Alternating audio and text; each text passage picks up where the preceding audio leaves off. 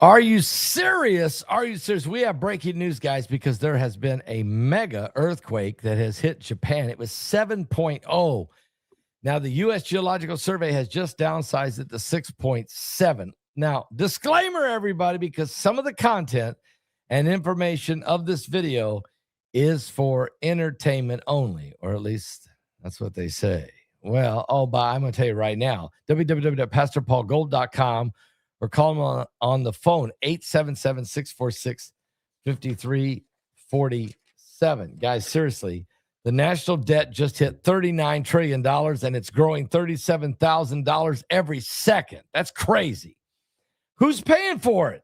You are. Every dollar you save is worth a little less every day. Noble Gold Investment will help Americans protect their savings and their retirement funds with a physical gold or silver, or ship it to your door, or hold it in a tax advantage IRA. Find out how. Click on the link below the video. Go to www.pastorpaulgold.com or call them on the phone at 877-646-5347. You'll be glad that you did. Yeah, we've got a major earthquake in Japan. It just hit as I was getting off the air with my last video on the microchip in the brain that's coming. And let me just tell you something about this microchip, by the way. You say, I'm not going to do it. I hear you. But see, what's going to happen is if you don't take the chip, and listen to me closely, you won't be able to get a job in corporate America. You won't be able to even get into college at some point. And then you won't be able to participate in the job market. And this is the pressure they're going to put on the people. I'm not going to take it. I don't care what they do. But you got to understand, you got somebody in their mid-30s, they got a wife and 4 kids or 3 kids or 2 kids. And they're working for IBM, or they're working for some other, Microsoft or some other big corporation, Eli Lilly, and they're told, oh, everybody's got to get the brain chip, or you're unfortunately going to be out of a job. We got to let you go. You're going to see the pressure build, the mortgage, the wife, the children, the college fund, the 401k. You're going to see people under severe pressure during the mark of the beast, and they're going to go to their pastor and say, what do I do? And he's going to say, what's he going to say? Some are going to say, don't do it. And others are going to say, well, it's going to be okay. No, it's not going to be okay. Okay, we'll talk about that.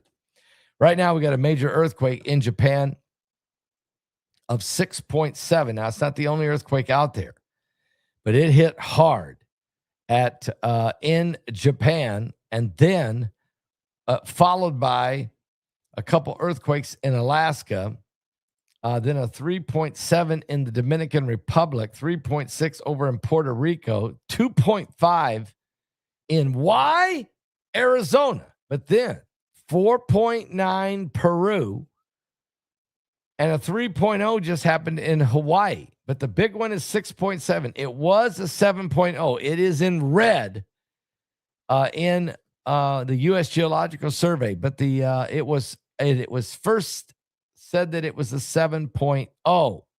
Now, Japan will probably be okay as long as we don't have a tsunami, and we're not sure about that yet. We're going to keep our eyes open as this story is just now developing. Okay, give me just a moment. I'm trying to track down every ounce of information as we speak. Yeah, here we go. This earthquake jolted. It was very powerful, and it jolted Honshu coast. It triggered emergency alerts, and it's also disrupted the bullet train there. People are headed for higher ground in fear of a tsunami.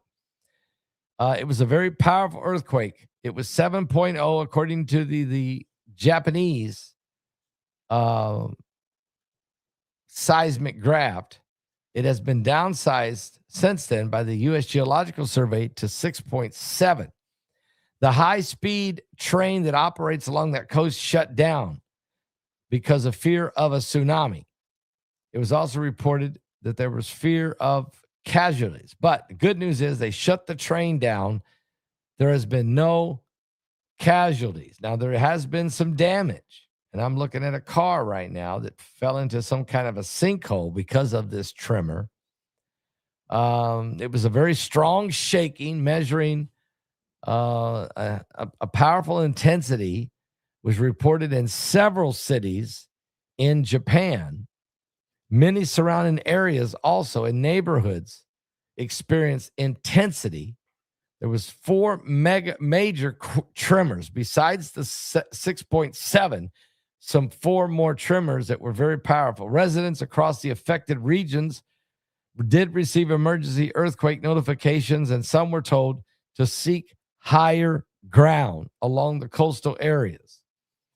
Authorities later then confirmed that the earthquake did not trigger a tsunami condition. That's good. But people are still shook up. They're concerned there might be another quake or, a follow-up. Sometimes that happens. People are staying in shelters. Some are still going to higher ground because they probably don't know that the tsunami warning just got lifted. But anyway, we have a very powerful earthquake today in Japan. And everybody fell on high alert today. And then we talked about this last night, that those solar flares coming directly from the sun, from that gaping hole in the sun's atmosphere, massive. Now, here's what we're finding out. The geomagnetic storm is currently in progress and probably caused this earthquake in Japan. It hit the earth. It sparked a minor G1 class geomagnetic storm, but according to NOAA forecasters, they say that storm could escalate to a category G2 with high-speed solar winds blowing directly toward the earth. Now, we also have a report that the super El Nino that we talked about last night with Mike from around the world is causing buzzing in the news world as the super El Nino is forming in the Pacific Ocean. According to a solar physicist, he said, look, I knew this was coming 3 years ago, and here it comes. Robert Lehman of NASA and the University of Maryland wrote in a paper back in 2023 in the Baltimore County, made a striking prediction that the next El Nino would arrive in 2026. He based it on the Terminator, which is a magnetic event on the sun that ends one solar cycle and ignites the next. Averaging the past 5 solar cycles into a standard cycle and projecting it forward, Lehman found that the El Ninos follow every 5 years, but he predicted after the Terminator that the most recent termination event, which was in December 21st, he said, because I looked at the data, I determined that it would not just be an El Nino, but it would be a super El Nino, and that it would hit in 2026. Robert Lehman is correct, and his colleague, Scott McIntosh, and they had previously shown that every Terminator since the 1960s always creates an El Nino. But the difference is an El Nino and a super El Nino is huge. So we're going to be watching this, keeping our eyes on what's going on. We had 2 asteroids that, literally scraped past the earth on May 13th, 2 of them. And we had one last night that almost hit us. We didn't see it coming until it went by because it was small. It was only 3 meters in diameter. So it was only a 9-foot rock. But boy, it almost hit us. It scraped by. People saw it at 0.1 lunar distance. It come within 18,000 miles of the surface of the earth. And here's what's scary. Apophis or Apophis that's coming on April the 13th, 2029 is going to come closer than this. And it's 1,100 feet wide, not 9 feet, 1,100 feet wide. 3 football fields and bigger, 3 stadiums and bigger, headed right toward us. And we're still not sure if that thing's going to hit us or not. Some mathematicians say it is. Others say, nope, scrape by.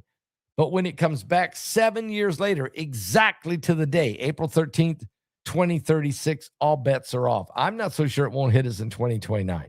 I've been watching this thing since 2004 when it was discovered. I've been watching this Apophis for 22 years, preaching about it coming, wondering if this is the wormwood star in the Bible in Revelation chapter 8.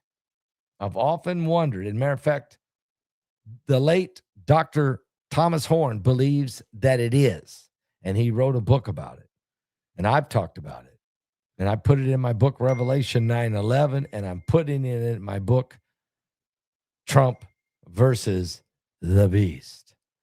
I'll be back with more current world events and how they relate to biblical prophecy. Everybody stay awake. Pray for Japan. Yeah, we're living in the last days.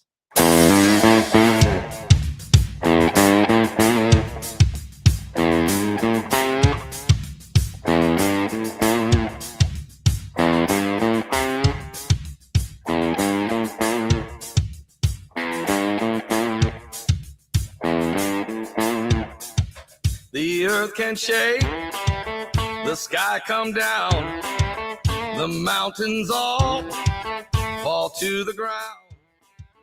But I will fear none of those things. Shelter me, Lord, underneath your wings. Dark waters rise, the thunder pounds, the wheels of war are going round, and all the walls are crumbling. Shelter me, Lord, underneath your wings. Shelter me, Lord, underneath your wings. Hide me underneath your wings. Hide me deep inside.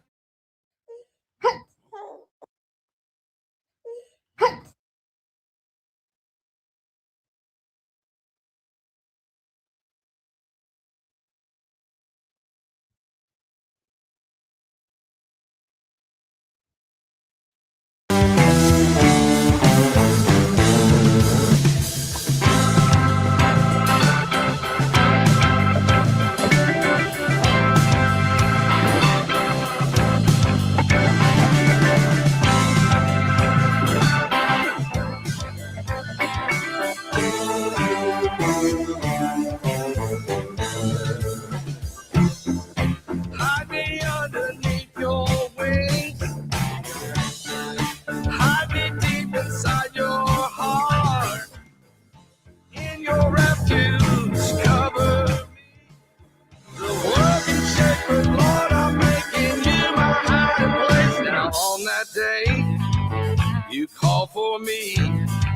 Someday when time no more shall be, and I say, death, where is your sting?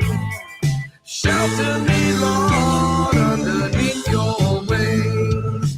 Shelter me, Lord, underneath your wings.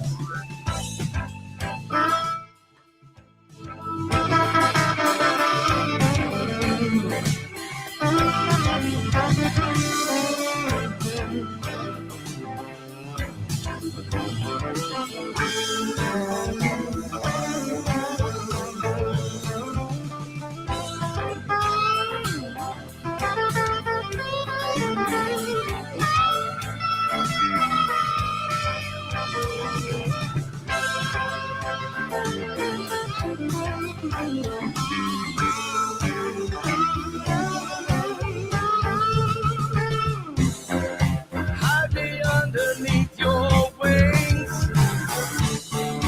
Hide me deep inside your heart. In your refuge, cover me. The world can shake, but Lord, I'm making you my hiding place. Now on that day, you call for me. Someday when time no more shall be, well, I say, death, where is your sting? Shelter me, Lord, underneath your wings. Shelter me, Lord, underneath your wings. Shelter me, Lord, underneath your wings.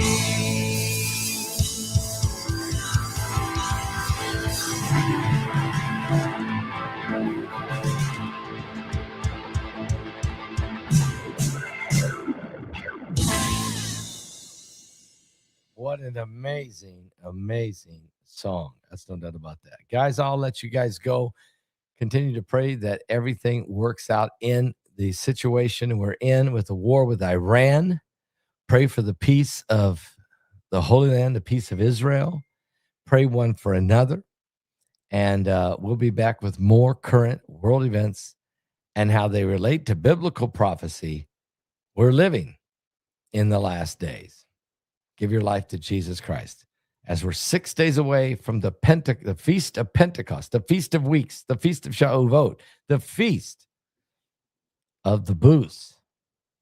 Are you ready? God bless.